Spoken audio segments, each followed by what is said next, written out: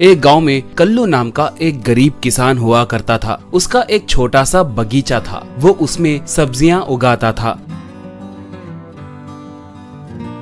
उगाए सब्जियों को काटकर गांव में सब्जियों के दुकानों में बेचता था। उन पैसों से परिवार का पोषण करता था। उसके साथ ही किसान हानिकारक रसायनों को छिड़ककर सब्जियां उगाते थे, तो कल्लू देसी सहज रसायनों को छिड़ककर सब्जियों को उगाता था।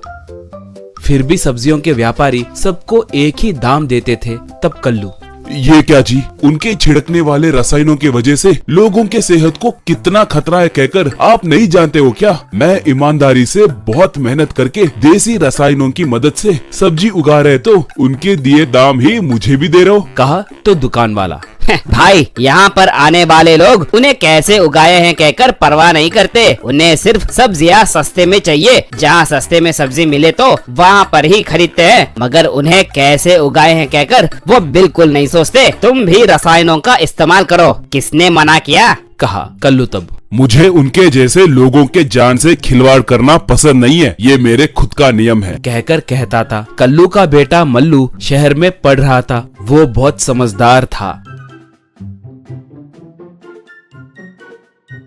उसे नौकरी करने से भी व्यापार करने में आसक्ति बहुत थी। पढ़ाई पूरी होने के बाद कोई ना कोई व्यापार रखने के लिए सोचते रहता था।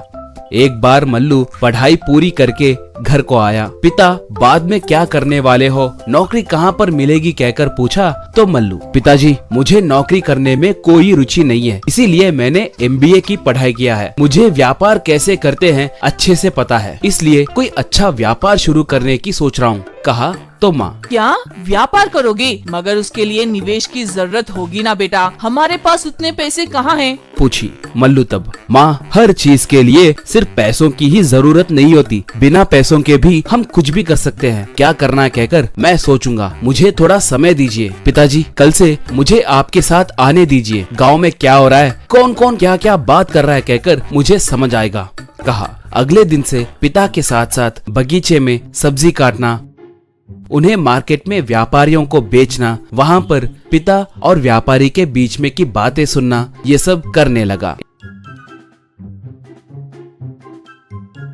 एक बार मल्लू पिता से, पिताजी, आपके उगाने वाले सब्जियों को ऑर्गेनिक सब्जी कहते हैं। वो शहर में बहुत महंगे होते हैं, मगर यहाँ के लोगों को उनकी कीमत नहीं पता, इसलिए अब से हम ऑर्गेनिक फार्म रेस्टोरेंट खोलेंगे। कहा। कल्लू तब, क्या रेस्टोरेंट यानी होटल? उसके लिए बहुत सारा निवेश लगेगा ना? कहा। मल्लू तब, पिताजी, साधारण रेस्टोरेंट के जैसे हम इस गांव में नहीं रखेंगे। हमारे बगीचे में थोड़े कुर्सी और मेज रखकर हमारे उगाने वाले सब्जियों से वहीं खाना बनाकर हम परोसेंगे। शहर में मेरे पहचानत के सीरियल हीरो हीरोइन हैं, उन्हें मनाकर यहाँ लाकर प्रचार करवाएंगे। ये सब आप मुझ पर छोड़ दीजिए। कहा।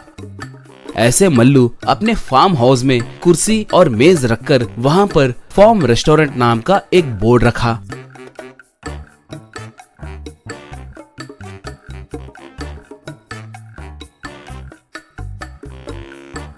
बाद में शहर जाकर वहाँ के शूटिंग स्पॉट को पहुंचकर वहाँ पर उसके दोस्त हीरो हीरोइन से मिलकर उनके गांव को आने के लिए उन्हें मनाया। वो लोग मान गए। गांव में आकर पोस्टर भी छपवाया। उन पोस्टरों पे सीरियल आर्टिस्ट के फोटो के साथ साथ farm restaurant opening by TV superstars Alok Pandey, TV serial beauty Kamla Tripathi कहकर लिखा हुआ था। रेस्टोरेंट के ओपनिंग के दिन उस बगीचे के पास लोग उन सीरियल आर्टिस्ट को देखने के लिए टूट पड़े थे। वहाँ पर एक छोटे से स्टेज का भी इंतजाम किए। एक महंगी कार में से आलोक और कमला उतरे। उन्हें देखकर लोग तालियां मारकर खूब शोर मचाने लगे। दोनों रिबन को कट करके रेस्टोरेंट को शुरू किए। गाँव वाले तालियां मारने लगे।